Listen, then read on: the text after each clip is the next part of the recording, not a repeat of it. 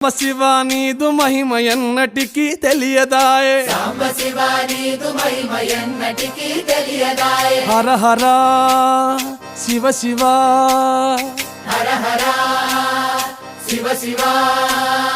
గంగా జలము తెచ్చి నీకు అభిషేకము చేతునంటే గంగా జలము తెచ్చి నీకు అభిషేకము మరి చేతునంటే గంగ జలమున చేప కప్పల ఎంగిలంటున్నావు శంభో